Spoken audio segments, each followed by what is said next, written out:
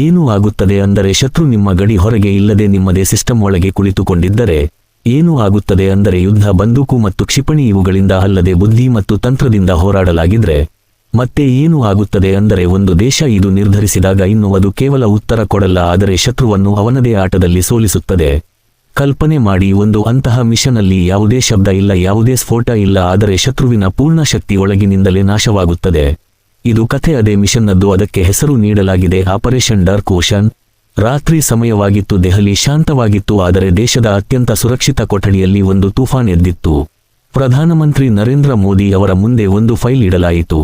ಫೈಲ್ನಲ್ಲಿ ಕೆಲವು ಚಿತ್ರಗಳು ಇದ್ದವು, ಕೆಲವು ಲೊಕೇಶನ್ಗಳು ಇದ್ದವು ಮತ್ತು ಒಂದು ಅಂತಹ ಅಪಾಯ. ಅದು ನಿಧಾನವಾಗಿ ಭಾರತದ ಕಡೆಗೆ ಬರುತ್ತಿತ್ತು.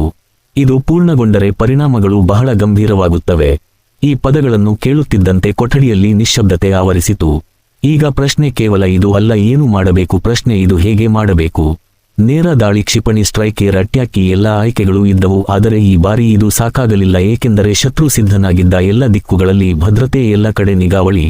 ಭಾರತ ನೇರವಾಗಿ ದಾಳಿ ಮಾಡಿದರೆ ಶತ್ರುವಿಗೆ ಪ್ರತಿಕ್ರಿಯೆ ನೀಡಲು ಅವಕಾಶ ಸಿಗುತ್ತಿತ್ತು ಮತ್ತು ಬಹುಶಃ ಅವನ ಪ್ರತಿಕ್ರಿಯೆ ಇನ್ನಷ್ಟು ಭಯಾನಕವಾಗಿರುತ್ತಿತ್ತು. ಆಗ ಒಂದು ಧ್ವನಿ ಕೇಳಿಬಂತು, ಸರ್, ನಾವು ಹೊರಗಿನಿಂದ ದಾಳಿ ಮಾಡಿದರೆ ಅವರು ಸಿದ್ಧರಾಗಿರುತ್ತಾರೆ, ಆದರೆ ನಾವು ಒಳಗೆ ನುಗ್ಗಿದರೆ ಅವರಿಗೆ ಅರಿಯಲು ಕೂಡ ಅವಕಾಶ ಸಿಗುವುದಿಲ್ಲ. ಕೊಠಡಿಯಲ್ಲಿ ಕುಳಿತಿದ್ದ ಎಲ್ಲರೂ ಆ ಮಾತನ್ನು ಅರ್ಥಮಾಡಿಕೊಳ್ಳಲು ಪ್ರಯತ್ನಿಸುತ್ತಿದ್ದರು. ಇದು ಸುಲಭವಲ್ಲ, ಇದು ಒಂದು ಅಂತಹ ನಿರ್ಧಾರ. ಅಲ್ಲಿ ಯಶಸ್ಸಿನ ಯಾವುದೇ ಖಚಿತತೆ ಇರಲಿಲ್ಲ, ಆದರೆ ಇದು ಯಶಸ್ವಿಯಾದರೆ ಇದು ಇತಿಹಾಸವಾಗುತ್ತಿತ್ತು. ಕೆಲವು ಕ್ಷಣಗಳ ಮೌನದ ನಂತರ ಪ್ರಧಾನಮಂತ್ರಿಯವರು ಕೇವಲ ಒಂದು ಪದ ಹೇಳಿದರು, ಪ್ರಾಸೀಡ್. ಅಷ್ಟೇ. ಇಲ್ಲಿಂದ ಆರಂಭವಾಯಿತು ಆಪರೇಷನ್ ಡಾರ್ಕ್ ಓಷನ್. ಕೆಲವು ವಿಶೇಷ ಏಜೆಂಟ್ಗಳನ್ನು ಆಯ್ಕೆ ಮಾಡಲಾಯಿತು. ಅಂತಹ ಜನರು, ಅವರಿಗೆ ಯಾವುದೇ ಹೆಸರು ಇರಲಿಲ್ಲ, ಯಾವುದೇ ಗುರುತು ಇರಲಿಲ್ಲ. ಅವರು ಹಿಡಿಯಲ್ಪಟ್ಟರೆ ದೇಶ ಅವರ ಹೆಸರನ್ನು ಹೇಳಲಾರದು, ಆದರೆ ಅವರ ಹೃದಯದಲ್ಲಿ ಕೇವಲ ಒಂದು ವಿಷಯ ಇತ್ತು, ಭಾರತ. ಮಿಷನ್ನ ಮೊದಲ ಹಂತ ಮಾಹಿತಿ ಸಂಗ್ರಹಿಸುವುದು. ಪ್ರತಿಯೊಂದು ಕ್ಯಾಮೆರಾ, ಪ್ರತಿಯೊಂದು ಗಾರ್ಡ್, ಪ್ರತಿಯೊಂದು ದಾರಿ, ಇಲ್ಲಿಯವರೆಗೆ ಶತ್ರು ಯಾವಾಗ ನಿದ್ರಿಸುತ್ತಾನೆ, ಯಾವಾಗ ಎಚ್ಚರಗೊಳ್ಳುತ್ತಾನೆ, ಎಲ್ಲವೂ ದಾಖಲಿಸಲಾಯಿತು. ದಿನದಲ್ಲಿ ಈ ಏಜೆಂಟ್ಗಳು ಸಾಮಾನ್ಯ ಜನರಂತೆ ಕಾಣುತ್ತಿದ್ದರು, ಆದರೆ ರಾತ್ರಿ ಅವರು ಭಾರತದ ಅತ್ಯಂತ ಮೌನ ಶಕ್ತಿಯಾಗುತ್ತಿದ್ದರು. ನಿಧಾನವಾಗಿ ತಂಡ ಶತ್ರುವಿನ ಪ್ರದೇಶದ ಇನ್ನಷ್ಟು ಹತ್ತಿರ ತಲುಪಲು ಪ್ರಾರಂಭಿಸಿತು. ಸಮುದ್ರದ ಮಾರ್ಗದಿಂದ ಯಾವುದೇ ಶಬ್ದ ಮಾಡದೆ ರಾತ್ರಿ ಕತ್ತಲಿನಲ್ಲಿ ಅವರು 100 ಕಿಲೋಮೀಟರ್ ದೂರವನ್ನು ಮುಗಿಸಿದರು. ಪ್ರತಿಯೊಂದು ಅಲೆ, ಪ್ರತಿಯೊಂದು ಗಾಳಿ ಅವರ ಮಿಷನ್ನ ಭಾಗವಾಗಿತ್ತು. ಆದರೆ ನಿಜವಾದ ಸವಾಲು ಇನ್ನೂ ಉಳಿದಿತ್ತು, ಏಕೆಂದರೆ ಒಳಗೆ ನುಗ್ಗುವುದು ಸುಲಭವಾಗಿತ್ತು, ಆದರೆ ಹಿಡಿಯಲ್ಪಡದೆ ಮಿಷನ್ ಪೂರ್ಣಗೊಳಿಸಿ ಹಿಂದಿರುಗುವುದು, ಇದೇ ನಿಜವಾದ ಆಟ. ಕೊನೆಗೆ ಆ ಕ್ಷಣ ಬಂದಿದೆ. ತಂಡ ಶತ್ರುವಿನ ಬೇಸ್ ಬಳಿಗೆ ತಲುಪಿತ್ತು. ಎಲ್ಲರ ಉಸಿರಾಟ ನಿಧಾನವಾಗಿತ್ತು, ಹೃದಯದ ತಡೆ ಹೆಚ್ಚಾಗಿತ್ತು, ಆದರೆ ಮುಖದಲ್ಲಿ ಕೇವಲ ಗಮನವಿತ್ತು. ಟಾರ್ಗೆಟ್ ಮುಂದೆ ಇತ್ತು.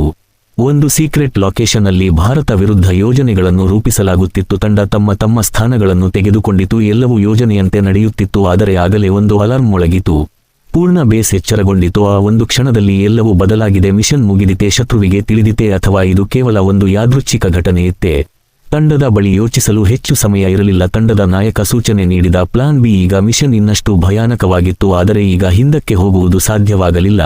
ಕತ್ತಲೆಯ ಲಾಭವನ್ನು ಪಡೆದುಕೊಂಡು ತಂಡ ತನ್ನ ತಂತ್ರವನ್ನು ಬದಲಿಸಿತು. ಒಂದೊಂದಾಗಿ ಅವರು ಟಾರ್ಗೆಟ್ಗಳನ್ನು ಮುಗಿಸಲು ಆರಂಭಿಸಿದರು. ಯಾವುದೇ ಶಬ್ದ ಇಲ್ಲ, ಯಾವುದೇ ಸ್ಫೋಟ ಇಲ್ಲ, ಕೇವಲ ಒಂದು ಮೌನ ದಾಳಿ. ಅದು ಶತ್ರುವಿಗೆ ಅರ್ಥವಾಗದಂತೆ ಮಾಡುತ್ತಿತ್ತು ಏನು ನಡೆಯುತ್ತಿದೆ ಎಂದು.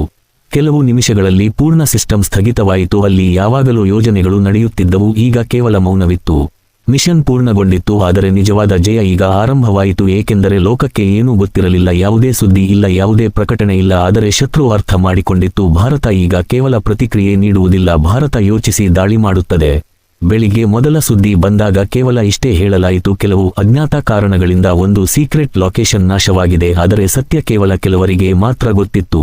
ದೆಹಲಿಯಲ್ಲಿ ಅದೇ ಫೈಲ್ ಮತ್ತೆ ಟೇಬಲ್ ಮೇಲೆ ಇಡಲಾಯಿತು. ಈ ಬಾರಿ ಅದರಲ್ಲಿ ಬರೆಯಲಾಗಿತ್ತು, ಮಿಷನ್ ಸಕ್ಸಸ್ಫುಲ್. ಕೊಠಡಿಯಲ್ಲಿ ಸ್ವಲ್ಪ ನಗು ಮೂಡಿತು, ಆದರೆ ಯಾವುದೇ ಸಂಭ್ರಮ ಇಲ್ಲ, ಏಕೆಂದರೆ ಇದು ಮೌನ ಜಯವಾಗಿತ್ತು ಮತ್ತು ಇದೇ ಅದರ ಅತ್ಯಂತ ದೊಡ್ಡ ಶಕ್ತಿ. ಏಕೆಂದರೆ ಈ ಆಪರೇಷನ್ ಸಾಬೀತು ಮಾಡಿತು, ಯುದ್ಧಗಳು ಕೇವಲ ಶಕ್ತಿಯಿಂದ ಗೆಲ್ಲುವುದಿಲ್ಲ, ಕೆಲವೊಮ್ಮೆ ದೊಡ್ಡ ಆಯುಧ ಬುದ್ಧಿಯೇ ಆಗಿರುತ್ತದೆ. ಮತ್ತು ಭಾರತ ಆ ರಾತ್ರಿ ಇದನ್ನು ತೋರಿಸಿತು. ದೇಶದ ಭದ್ರತೆ ವಿಷಯ ಬಂದಾಗ ನಾವು ಕೇವಲ ಶಕ್ತಿ ಅಲ್ಲ, ತಂತ್ರದಿಂದ ಗೆಲ್ಲುತ್ತೇವೆ. ನಿಮಗೆ ಇಂತಹ ರಹಸ್ಯಮಯ ದೇಶಭಕ್ತಿ ಮತ್ತು ಬುದ್ಧಿ ಕದಲಿಸುವ ಕಥೆಗಳು ಇಷ್ಟವಿದ್ದರೆ ಈ ವಿಡಿಯೋವನ್ನು ಲೈಕ್ ಮಾಡಿ, ಚಾನೆಲ್ ಅನ್ನು ಸಬ್ಸ್ಕ್ರೈಬ್ ಮಾಡಿ ಮತ್ತು ಕಾಮೆಂಟ್ನಲ್ಲಿ ಖಂಡಿತವಾಗಿ ಬರೆಯಿರಿ. ಜಯ ಹಿಂದ್, ಜಯ.